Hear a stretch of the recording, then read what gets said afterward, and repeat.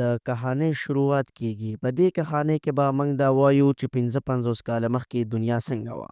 هغه وخت دنیا د نن په شان نه وه. ټوله ځمکه ورانه شوې وه او یوازې یو څو ونې وچې پاتې شوې وې او هر څه د ګرمې هوا د وجې نه تباه شوي وو. کله چې هوا ډېره ګرمه شوه هر څه وران شول. ډېر لږ خلک ژوندي پاتې شول. هغوی په کورونو کې ناست وو، یوازې د شپې له کوره راوتل چې څه د خوراک پیدا کړي. خو خوراک دومره کم شوی و چې خلک اوس یو بل ښکاروي، یعنې انسانان یو بل خوري.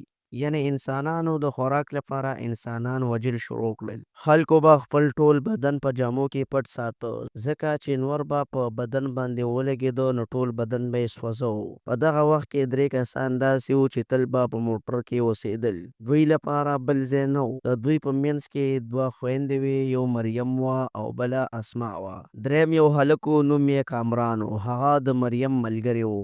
دغو 3 واړو ملګرو به ډېر سختۍ سره ژوند تېراوه. څو ورځې مخکې دوی ته پته لګېدلې وه چې په څه غرونو کې خلک هم اوسېږي او هلته هوا ډېره زیاته معتدله ده، یعنې نه ډېره ګرمه ده او نه ډېره یخه ده. نو دوی دا کوشش شروع کړو چې موږ هم هلته ځو. دوی ټول په یو موټر کې کېناستل او روان شول. په لاره کې کامران د موټر د تیل چک کولو لپاره بهر راووته. اخوا او دېخوا یعنې شاته او مخکې ډېر ګرم بادونه چلیدل. نه انسان و نه حیوان و. ناڅاپه په اسمان کې یو مرغۍ ولیده. خو په دې کې د ده لپاره دا سبق و چې مرغۍ خپل منزل ته رسېدی شي نو موږ به انشاءالله هم رسېږو.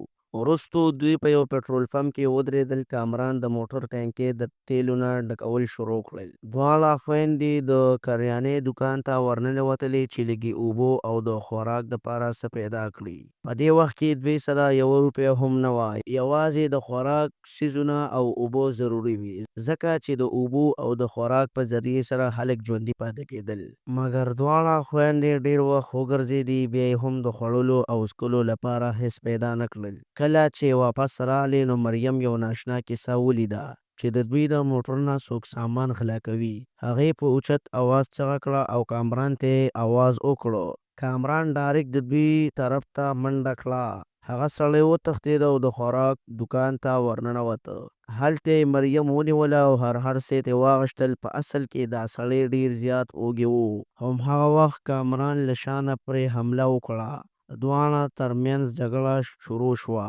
خو ډېر ژر دواړه په دې باندې پوه شو چې جګړه کې هېڅ ګټه نشته. سړي ووی چې زما نوم جان دی او کامران ته ووی چې زه یو میکانیک یم. د دوی موټر یې ولیدو او هغه پوه شو چې د دوی د موټر انجن د ګرمېدو له امله ډېر زیات خراب شوی دی او دا ډېر نه ځغلي، یعنې منډه نشي وهلی. جان وویل که تاسو ماته خواړه او اوبه راکړئ زه به ستاسو موټر جوړ کړم چې منزل ته مو ورسوي. کامران ډېر زیات سوچ وکړو، بیا یې دا خبره ومنله. جان د دوی موټر جوړ کړه. د تګ نه مخکې جان هغوی ته مشوره ورکړه چې که په لاره کې بل موټر پیدا کړئ نو خپل موټر بدل کړئ، ځکه چې دا موټر خراب دی او اوږد سفر دا نشي کولی. د کامران په زړه کې د جان سره مینه پیدا شوه او کامران ورته وویل که زموږ سره ځې نو موږ ته به په لاره کې بل موټر وګورئ. جان ډېر زیات خوشحاله شو، ځکه چې جان د مخکې نه د ملګرتیا پسې ګرځېده. د دواړو جینکو نه و خوښ، ځکه چې دواړو پر جان باندې باور نه کوو، خو بله لاره هم نه لرله.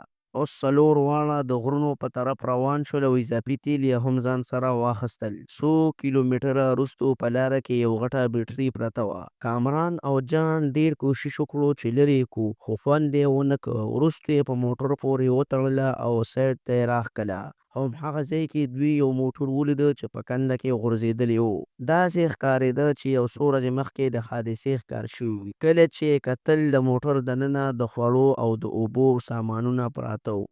دوی ډېر زیات خوشحاله شول او ځکه دا ورته د خزانې په شان ښکاره شول. خو د شپې وخت رانږدې کېدو، ځکه چې دوی به ځان له د پناه ځای هم پیدا کوي. د پورته موټر په بکس کې هم اوبه وې، ځکه چې دا لاندې راوړل ډېر زیات ضروري وو. کامران د ټلیفون د لارې مریم ته اواز وکړو چې بکس لاندې راوړه. مریم وویل زه خپله خور یوازې نه پرېږدم. کامران ورته ډېره زیاته زارۍ وکړه خو هغه یې ونه منله.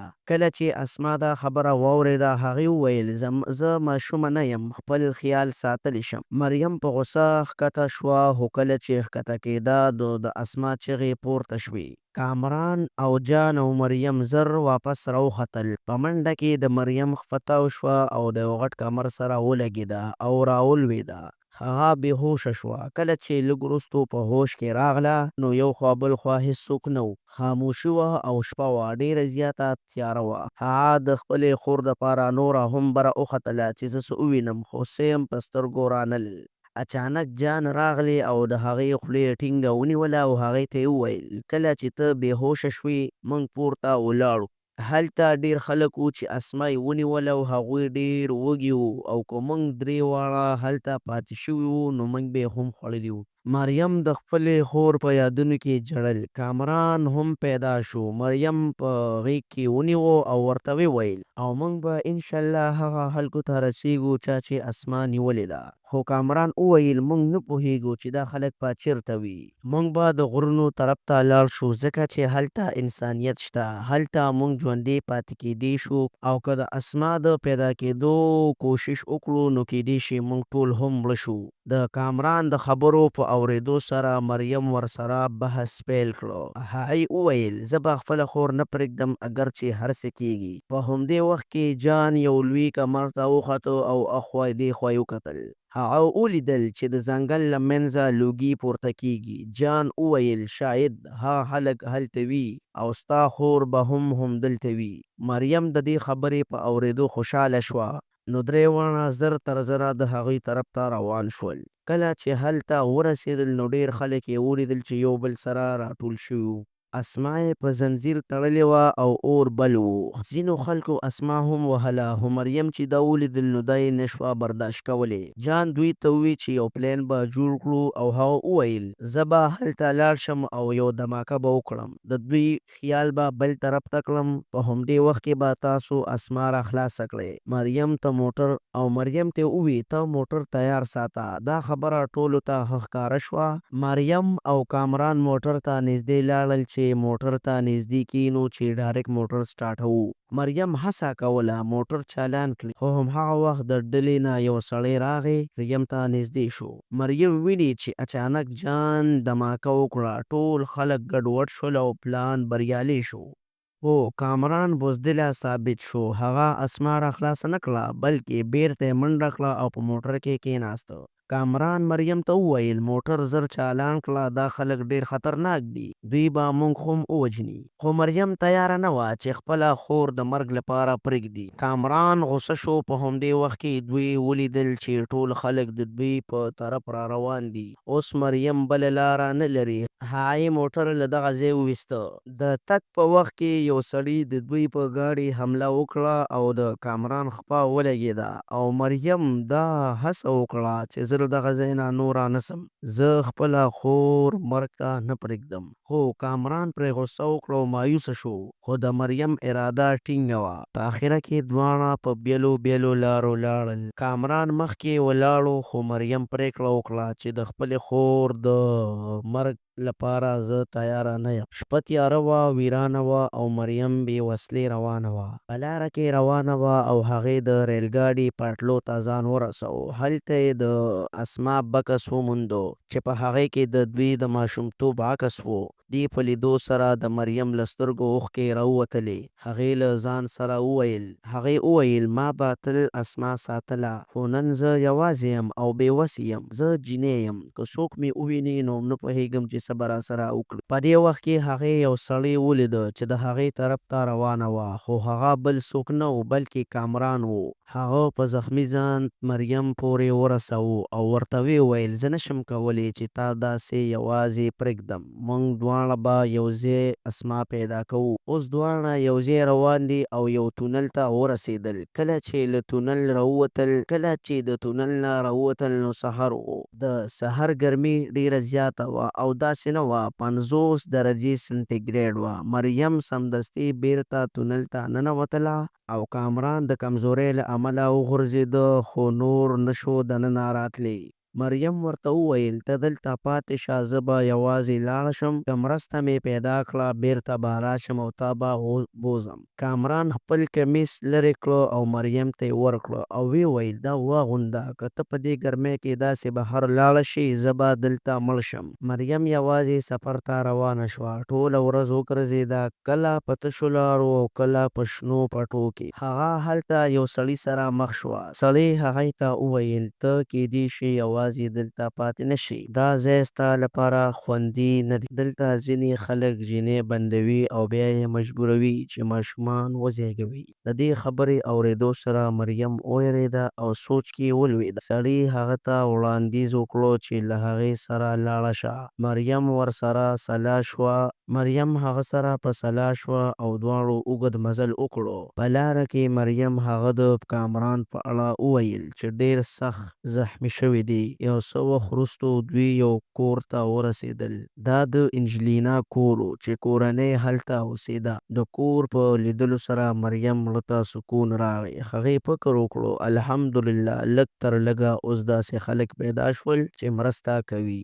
انجلینا مریم ته خواړه ورکړل او ورته ویې ویل ته آرام وکړه. مریم خوشحاله وه او سوچ یې وکړو چې کیسه به دلته ختمه شي. خو سحر چې ویښه شوه ویې لیدل چې انجلینا هغې په کوټه کې بنده کړې ده. مریم چغې کړې خو هېڅ ګټه یې ونه کړه. بیا یې د خپلې خور او د کامران غږونه له بهر نه اورېدل. هغه پوهه شوه چې دوی اوس کامران هم نیولی دی. په حقیقت کې دا هم هغه هلک و چې په شروع کې جال ایښی و. دوی نور هلک د مرستې په وعده راوستل او بیا یې بندیوان کړل. یو څه وخت وروسته انجلینا کوټې ته راغله. هغې مریم ته جامې ورکړې او ورته ویې ویل دا واغونده موږ به ستا د ډوډۍ لپاره انتظار کوو.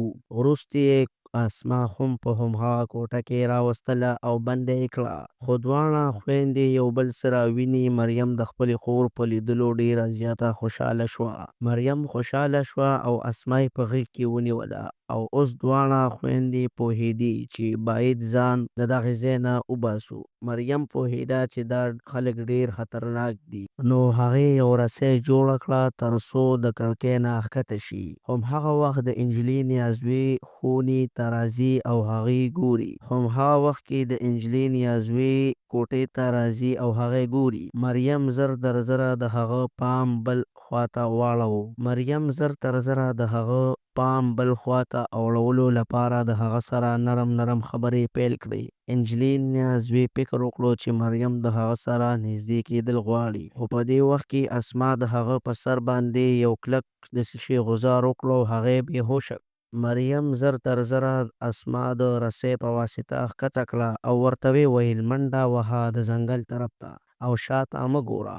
خو خپله مریم له کړکۍ نه ښکته نه شوه. هغې د انجلینا په شان جامې واغوستې.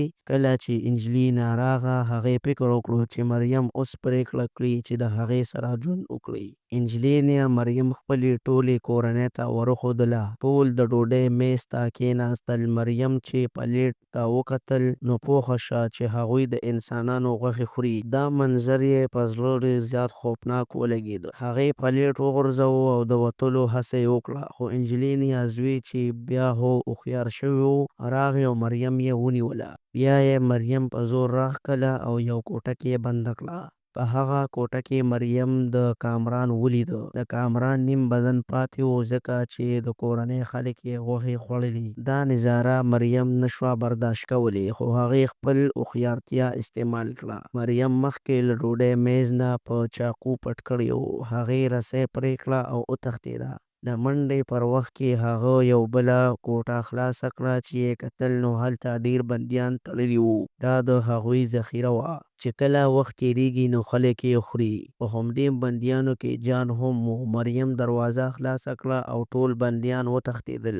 خو د باندې هوا ډېره ګرمه وه. د نور د ګرمایش دومره زیات و چې چا به په بدن کې جامې نه وې. هغوی به ټول په ګرمۍ باندې وسوځېدل او ځای پر ځای مړه شول. د ویډیو پیغام دا دی چې د مطلبي ملګري نه پرهیز وکړئ او په کمنټ کې راته ووایئ چې بله ویډیو په څه جوړه کړم.